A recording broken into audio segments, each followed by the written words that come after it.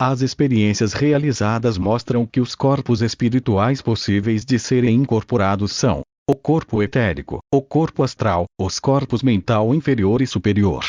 O corpo etérico tem a particularidade de não poder afastar-se em demasia do corpo físico, podendo permanecer no máximo 5 a 6 metros de distância, portanto, o paciente deverá estar presente ao atendimento. Quando o atendimento é realizado à distância, normalmente o corpo mental superior é atendido, porém, o corpo mais necessitado de ajuda será encaminhado pela espiritualidade superior para atendimento e incorporação. Dissociação do espaço-tempo. Em trabalhos de desobsessão, as circunstâncias muitas vezes fazem com que seja necessário levar espíritos rebeldes a confrontar-se com situações constrangedoras do passado ou futuro, de modo a esclarecê-los. Estes nossos irmãos revoltados costumam não aceitar esse constrangimento, talvez porque não queiram se reconhecer como personagens dos dramas escabrosos que lhes são mostrados, avessos que são as admoestações, ainda que amoráveis. Nesses casos, procuramos fazer com que sintam o ambiente, isto é, entrem em ressonância com as vibrações opressivas que os desencadearam no passado, para que possam compreender a desarmonia que geraram e suas consequências. A 10ª lei da apometria, a lei da dissociação do espaço-tempo. Todos nós temos uma carga kármica a resgatar, uma massa maléfica desarmônica que normalmente seria distribuída ao longo do tempo. Observamos que um espírito, ao ser dissociado do espaço em que se encontra, através da aceleração do fator tempo, dá um verdadeiro salto quântico até que consegue instalar-se no espaço do futuro hostil, espaço frequentemente ocupado por seres horrendos, compatíveis com a frequência vibratória do recém-chegado viajante. A carga kármica a resgatar fica acumulada, toda ela e de uma só vez, sobre o espírito. Isto causa uma sensação de horrível opressão, de que começa a se queixar. Desse incômodo mas momentâneo mal-estar podemos nos servir, apresentando-as como provas das consequências dos seus atos e de sua repercussão negativa na harmonia cósmica. A técnica é muito simples. Projetamos energias magnéticas por pulsos rítmicos e através de contagem, sobre o espírito incorporado, ao mesmo tempo que se lhe dá a ordem de saltar para o futuro. Esta técnica só deve ser usada em espíritos desencarnados, visando esclarecê-los. Devemos ter muito cuidado com o espírito, durante este encontro. Se o desligarmos do médium de repente, sem preparação, será literalmente esmagado pelo campo energético acumulado. Seu corpo sofrerá destruição, transformando-se em ovoide. Para desligar o espírito do médium, devemos fazê-lo, antes, retornar lentamente para a época presente. Regressão no espaço e no tempo. A 9ª lei da apometria, a lei do deslocamento de um espírito no espaço e no tempo. Costumamos fazer o espírito regressar ao passado para mostrar-lhe suas vivências, suas vítimas, sua conduta cruel e outros eventos anteriores à existência atual, no objetivo de esclarecê-lo sobre as leis da vida. Há ocasiões em que temos de lhe mostrar as injunções divinas que o obrigam a viver em companhia de desafetos para que aconteça a harmonização com eles, além de outras consequências benéficas à sua evolução. O conhecimento, aqui ou no plano espiritual, é luz. Tão logo se esclarece, sentindo, sobre o funcionamento da lei do karma, qualquer sofredor desencarnado dá um passo decisivo em sua evolução, pois se elucidam suas dolorosas vivências passadas com todo o cortejo dos não menos dolorosos efeitos. Também usamos essa técnica, e com grande proveito, para conduzir magos negros ao passado, a fim de anular os campos energéticos que receberam em cerimônias de iniciações em templos. Tão logo projetamos energias em forma de pulsos, por contagem, a sintonia se estabelece. E haverá de permanecer até que o campo vibratório se desfaça, por ordem do operador, com a volta da entidade ao presente. Quando isso ocorrer, nosso irmão revoltado se pacificará, completamente esclarecido. Não poderia ser de outra forma. A transformação espiritual é automática quando ele vê as cenas e as sente, revivendo-as. A visão do encadeamento kármico implica a iluminação instantânea. Técnica de revitalização dos médiuns. Trata-se da 5ª lei da apometria, a lei da revitalização dos médiuns. Pensamos fortemente na transferência de energia vital de nosso corpo físico para o organismo físico do médium. Em seguida tomamos as mãos do médium ou colocamos nossas mãos sobre sua cabeça, fazendo uma contagem lenta. A cada número pronunciado, massa de energia vital, oriunda de nosso próprio metabolismo, é transferida de nosso corpo para o médium. Usamos essa técnica habitualmente, depois dos passes magnéticos em pacientes muito desvitalizados. Ela nos permite trabalhar durante 4 ou 5 horas consecutivas, sem desgaste apreciável. De 30 em 30 minutos, costumamos transferir energias vitais para os médiums, que desse modo podem trabalhar sem dispêndio de forças. Teurgia. Vide pneumiatria. Do Gramas Teurgia, pelo Lat. Teurgia.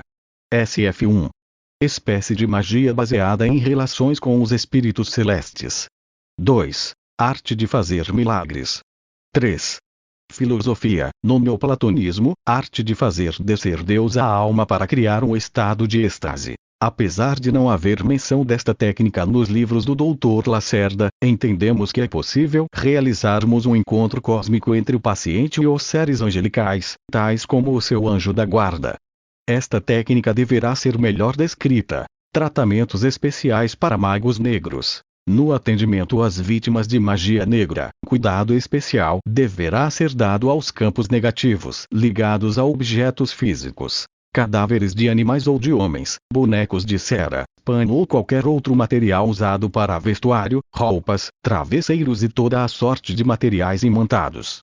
Esses campos devem ser desfeitos. Há 2 maneiras de fazer o desmancho desses campos de força adversos. 1. Pela destruição física dos objetos a que estão ligados, queimando-os, por exemplo. 2. Através do levantamento desses campos, no astral, retirando-os dos objetos a que estão ligados.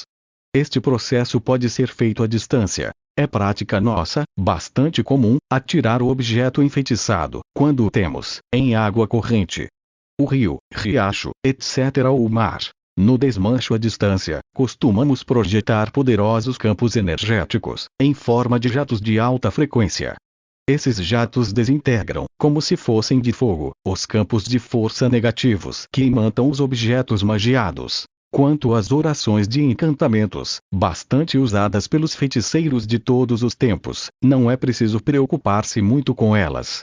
Com a destruição dos campos magnéticos astrais dos amuletos e objetos usados no trabalho de magia negra, todos os encantamentos, fórmulas mágicas e orações se desativam automaticamente, ainda mais que são afastados os agentes e guardiões do malefício.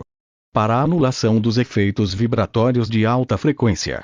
Eles envolvem o paciente e o protegem contra quaisquer resquícios da baixa frequência de formas pensamento emitidas pelo feiticeiro. A coroação do desmancho, no entanto, a melhor vacina contra assédios e agressões trevosas, é levar a vítima de magia negra à prática do evangelho, principalmente no lar, e a uma vida moralmente sadia e espiritualizada. A prática do amor e da caridade tornará a pessoa cada vez mais imunizada e protegida. Os eixos. Espíritos inferiores, de criaturas humanas que muito se degradaram espiritualmente. Os eixos geralmente são seres de aparência horrível, bastante deformada. Peludos e hirsutos, desgrenhados, unas grandes e sujas, vestem molambos imundos. Quase sempre aparecem como guardiões de malefícios. Sempre que detectamos a presença de um deles, tratamos logo de colocá-lo em um campo magnético de contenção, face às consequências de sua agressiva malignidade, manifestada já no primeiro contato. Os trabalhadores espirituais sem experiência, desconhecendo como são feitos e mantidos os trabalhos de magia negra, querem de imediato capturar os eixos. Ora, esses pobres seres são, via de regra, escravos de magos negros ou régulos das trevas. São obrigados a agir contra os encarnados, para não sofrer castigos impiedosos. Podemos afirmar que 60% deles desejam sair do estado em que se encontram. Uma vez elevada sua frequência vibratória e feita a limpeza de seus corpos astrais, respiram aliviados. Embora temerosos dos castigos de seus chefes, acabam passando para o nosso lado, contribuindo ativamente para o desmancho do trabalho ou feitiço. Já os outros 40%, empedernidos no mal, não são fáceis de conquistar. Esses desejam efetivamente continuar na prática do mal, porque em encarnações anteriores sofreram violências físicas e morais que não esqueceram. pretendem infligir em outros, mesmo em criaturas inocentes, todos os agravos por que passaram, em vingança ilógica e dementada. Devem ser contidos de pronto, e logo conduzidos a estâncias de recuperação. Tratamento de espíritos em templos do passado. Os conhecimentos eram transmitidos aos candidatos em templos iniciáticos. Os grandes mestres transmitiam além do conhecimento, a ética e a moral, o respeito, o amor e a caridade. Que vergonha maior seria encarar o mestre, depois de tanto errar. Assim somos nós, com a distância dos mestres, fomos distorcendo os princípios aprendidos. Agindo em função do orgulho e da vaidade, torcemos o que havia de mais sagrado, condescendendo só um pouquinho de cada vez nas regras de conduta, aceitando uma lisonja, um agrado, e mais tarde exigindo e ordenando, perdemos cada vez mais, e como resolvemos adotar a regra, perdido por um, perdido por mil, na nossa distorção, afundamos cada vez mais, conhecendo o lado mais negro e fundo do abismo. Que ato maior poderia um mestre fazer, do que olhar os nossos olhos, com tanto amor e piedade que nos reduziríamos a simples vermes, sabendo quanto nos desviamos do caminho? E assim, os templos iniciáticos da Atlântida, do Egito, da Índia, dos druidas, etc., podem ser invocados para que o mago seja levado até a presença do seu mestre iniciático, e dependendo do estado do mago, é necessário desmagnetizá-lo das iniciações que recebeu. Utilização dos espíritos da natureza. Todos os reinos da natureza são povoados por seres vivos e materiais, que vivificam e guardam essas dimensões vibratórias que constituem seu habitat. Em princípio, todos os espíritos da natureza podem ser utilizados pelos homens nas mais variadas tarefas espirituais, para fins úteis.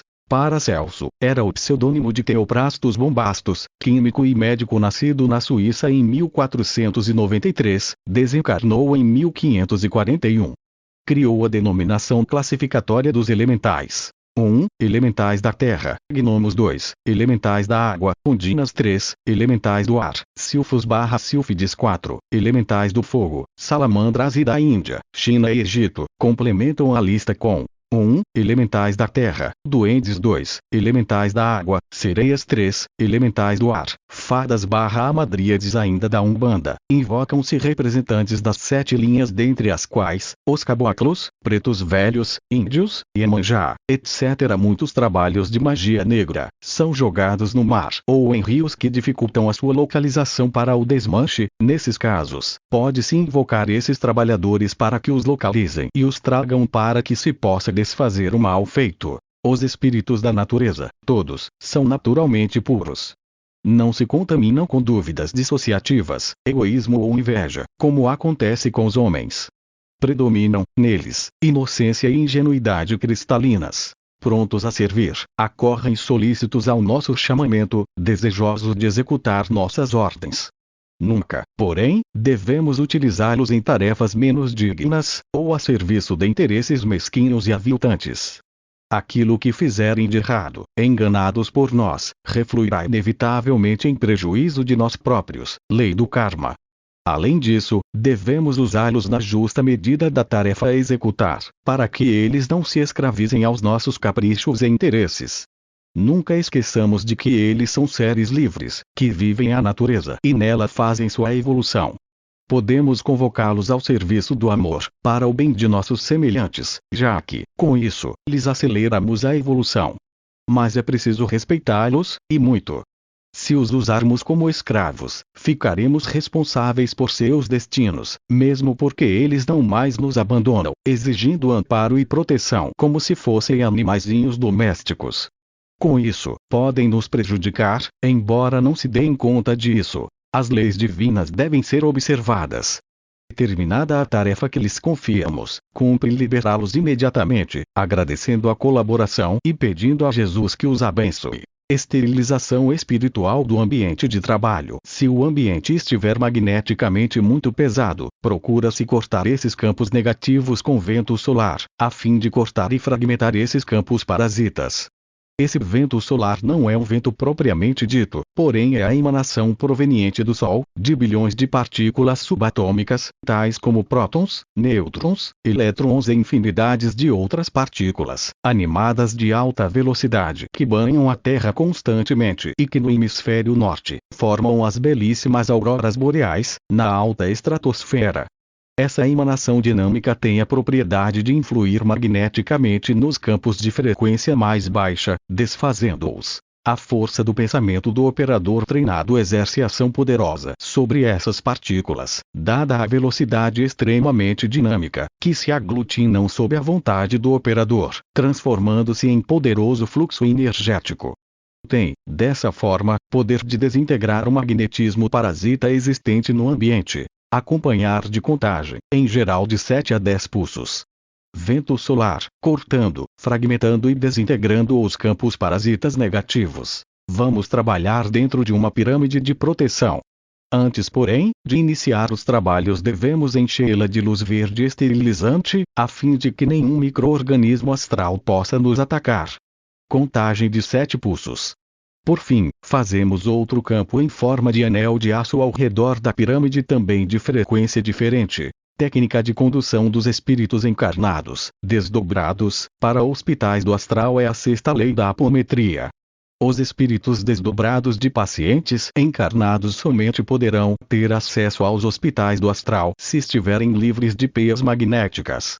É comum desdobrar-se um paciente a fim de conduzi-lo ao plano astral superior, para tratamento em hospitais, e encontrá-lo, já fora do corpo, completamente envolvido em sudários aderidos ao seu corpo astral, laços, amarras e toda sorte de peias de natureza magnética, colocadas por obsessores interessados em prejudicá-lo. Nesses casos, é necessária uma limpeza perfeita do corpo astral do paciente, o que pode ser feito, e de modo muito rápido, pelos espíritos dos médiuns desdobrados.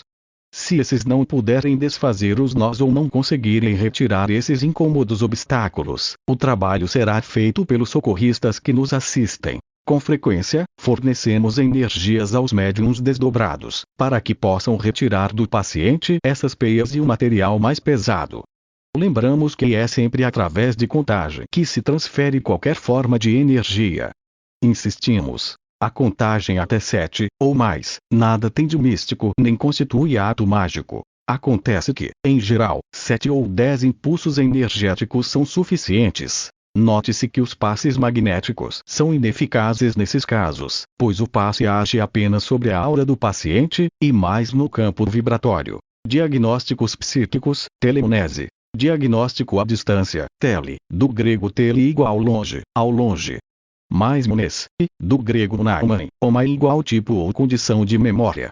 Para este tipo de trabalho, o médium poderá deslocar-se em desdobramento até o local de atendimento, ou o espírito do paciente poderá ser desdobrado, deslocado e incorporado em um médium. Em um processo de atendimento à distância, as duas técnicas poderão ser utilizadas. Imposição das mãos, magnetização curativa,